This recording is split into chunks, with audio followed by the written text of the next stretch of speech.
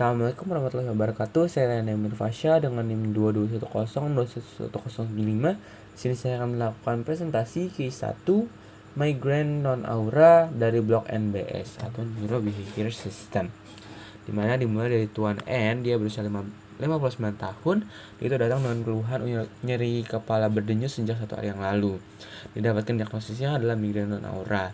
Nah, dari migraine non-aura sendiri memiliki penyebab yang idiopatik sebenarnya. Namun, didukung dengan faktor-faktor risiko dari pasien sendiri bisa menyebabkan migraine sendiri. Yang pertama dari bekerja di depan layar komputer. Dimana karena bekerja terus dia berjam-jam, dia akhirnya menyebabkan aktivitas di dalam layar komputernya meningkat dong. Akhirnya aktivitas tubuh akan semakin meningkat, terjadilah kebutuhan oksigen ke otak juga meningkat. Karena oksigen dibutuhkan ke otak, jadi volume darah juga harus dibutuhkan lebih banyak ke otak, sehingga akan terjadilah kompensasi berupa vasodilatasi. Lalu adanya juga paparan cahaya ke mata atau blue light, di mana blue light ini akan menyebabkan peningkatan kerja pupil dan juga otot mata, karena dia akan menatap layar terus-menerus berjam-jam.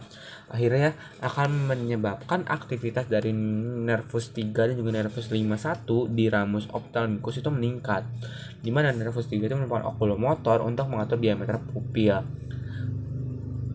untuk mengatur cahaya masuk gitu. Jadi dia akan semakin mengatur pupilnya. Lalu ada juga nervus 5-1 atau ophthalmicus itu untuk sensitisasi dari mata dan juga refleks berkedip. Jadi dia harus terjadilah aktivitas yang terus-menerus. Nah, karena aktivitas yang terus-menerus ini akhirnya terjadilah stres dari sel saraf. Dimana terus juga ditambah dengan penyebab tadi idiopatik, itu bisa menyebabkan adanya influx kalsium di NTC atau nuclei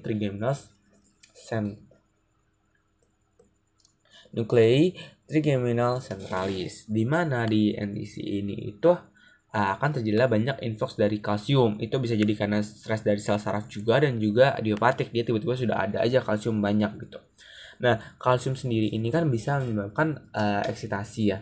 Jadi karena terlalu banyak kalsium, akhirnya terjadilah hypereksitabilitas dari neuron.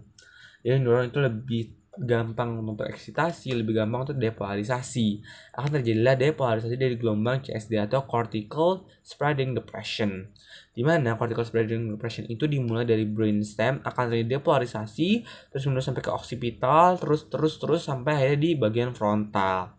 Nah, gelombang ini tuh gelombang yang sangat banyak dan juga serentak, akhirnya bisa menemukan gelombang di korteks. Nah, ditambah dari menekan gelombang tersebut itu dia juga bisa menyebabkan hipoperfusi atau blood flow-nya turun. Karena ada stres sel saraf juga dan juga blood flow-nya turun, akan terjadilah kompensasi berupa stimulasi dari ganglionnya. Lalu juga di faktor sangkungnya adalah minum kopi, di mana kopi ini mengandung kafein. Kafein ini normalnya itu bisa menyebabkan vasokonstriksi yang akan menurunkan gejala dari migrain.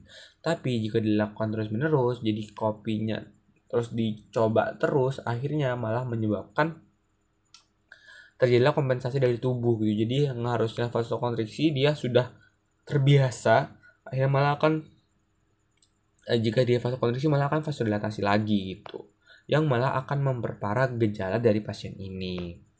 Nah, tadi akan terjadilah stimulasi dari gangguan trigeminal, karena tadi di NTC-nya banyak, ada gelombang CS dan lain-lain, dan stres sel saraf. Akhirnya akan menyebabkan sekresi dari neuropeptide, itu dari CGRP, substation P, neurokinin A, dan juga vasoaktif peptide. Dimana ini tuh bisa memberikan banyak efek. Salah satunya itu adalah degranulosis salmas, di mana degranulosis salmas ini dia juga bisa mengeluarkan histamin dan juga prostaglandin. Histamin dan juga prostaglandin ini bisa menyebabkan vasodilatasi di ekstrakranial dan juga permeabilitas vaskular meningkat. Akhirnya akan terjadilah ekstravasasi di bagian vaskularnya. Dan juga prostaglandin ini bisa menyebabkan sensitisasi dari nociceptor gitu. Dimana karena banyaknya vasodilatasi tadi ditambah dengan adanya kompensasi volume darah ke otak dan juga blood flow-nya turun, akhirnya vasodilatasi, dan juga kafein itu bisa menyebabkan vasodilatasi, akhirnya akan terjadi sensitisasi dari nervus 5 di trigeminus. Nah, di nervus 5 ini pertama bisa menyebabkan aktivasi dari nociceptor. Tadi ditambah dengan neuropeptide tadi, akhirnya teraktivasi lah nociceptornya untuk reseptor nyerinya. Jadi di dalam reseptor nyeri tersebut akan menyebabkan transmisi dari impuls. Nah, transmisi impuls yang ini itu akan terjadi secara berlebihan, di mana nanti dia akan menyebabkan sinaps di bagian nukleus rape dorsalis. Di bagian nukleus rape dorsalis ini itu normalnya untuk produksi dari serotonin. Tapi karena banyak sekali impuls yang datang dari nociceptor ini, akhirnya terjadilah produksi dari serotonin ini menurun. Nah, serotonin sendiri ini tuh sebagai vasokonstriktor. Tapi jika serotoninnya menurun, akhirnya tidak ada yang vasokonstriktor, jadi lebih dilatasi lagi. Terjadilah banyak sekali vasodilatasi ekstrakranial juga permeabilitas vaskularnya meningkat. Gitu. Lalu impuls juga nih, impuls dari nociceptor ini bisa masuk ke trigeminus caudalis nucleus gitu. Dimana nanti dia akan sinaps dengan trigeminotalamus dan juga akan sinaps dengan thalamo-kortikal. Jadi gini. Nah, yang pertama ini dari trigemina. Ini yang pertama dari dilatasi dulu. Dilatasi ini akan mengaktifasi akhirnya ke bagian trigeminal, ganglion di trigeminal. Nah, ganglion trigeminal ini akan melakukan sinaps yang akan menuju ke caudalis ya, di trigeminus caudalis nucleus, di mana nanti dia akan melakukan penjarasan sampai ke atas yaitu ke trigeminotalamus. Baru dari trigeminotalamus hingga ke thalamokortikal. Jadi dari ganglion trigeminal ke caudalis nucleus sampai akhirnya ke thalamus dan juga ke kortikal atau ke korteks. Nah, itulah akan terjadi sinaps-sinaps di mana akan menyebabkan beberapa gejala sesuai dengan bagian-bagian lobus dari tempat yang di sinaps itu. Namanya dari korteks somatosensorik. Seperti kita tahu, korteks somatosensorik ini digunakan untuk sensoris, jadi untuk rasa gitu. Jadi ada perasa yang bisa dirasakan oleh korteks ini gitu, termasuk rasa nyeri. Jadi jika terjadilah sinaps di korteks somatosensorik ini akan terjadilah persepsi bahwa dia itu ternyata nyeri kepala bagian kanan. Karena nih bagian kanan berarti iya bagian kanan. Nah, lalu tambah di sini juga kalau di sini itu dia sensitisasi ini bisa menyebabkan thresholdnya itu menurun, ambang batasnya itu menurun karena terlalu sering disensitisasi karena tadi CST tadi, akhirnya thresholdnya itu menurun, jadi ambang batasnya lebih rendah dari biasanya, jadi lebih gampang untuk teraktivasi sarafnya. Jadi terjadilah aktivasi nociceptor saat pulsasi normal. Jadi pada saat pulsasi, pada saat jantung berdegup kencang, akhirnya bisa mengaktifasi nociceptor, terjadilah nyeri. Nyerinya bagaimana? Nyeri berdenyut sesuai dengan pulsasinya. Maka dari nyeri berdenyut tadi dan juga ada nyeri kepala bagian kanan, unilateral, akhirnya terjadilah fase-nya itu skornya 7. Jadi udah sangat severe, jadi sakit gitu. Lalu tadi sinapsnya tadi di bagian korteks. Nah, ada juga yang ke bagian korteks auditory.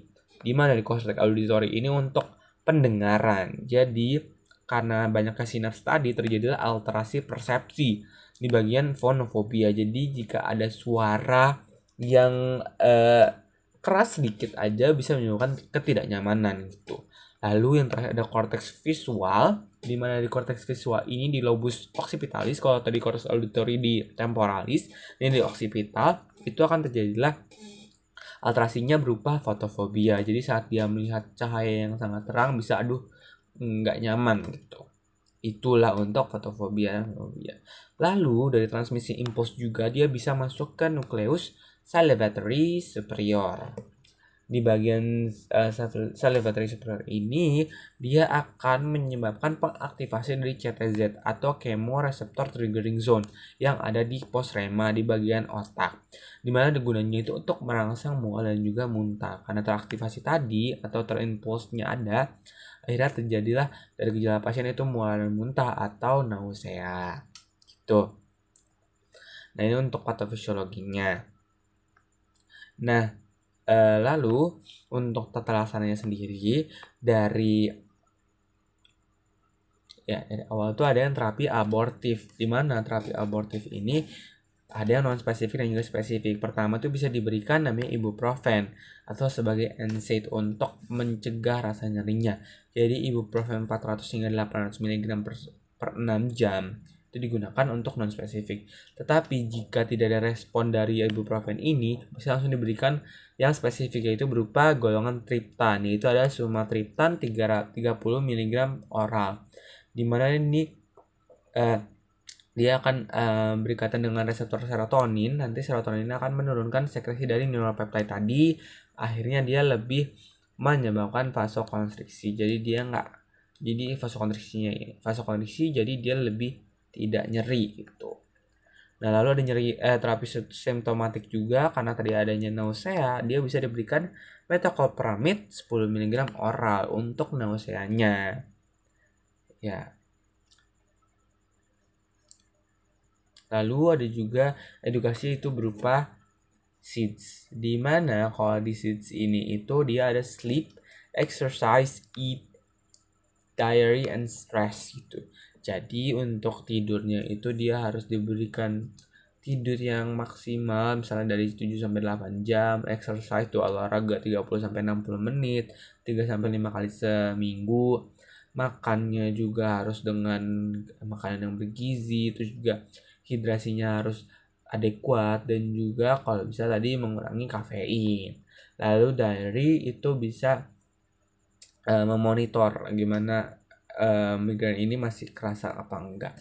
Lalu untuk stres sendiri, jadi jangan terlalu stres, kalau bisa ya bagaimana caranya agar stres itu akan turun gitu. Lalu tadi kurangi untuk minum kopi.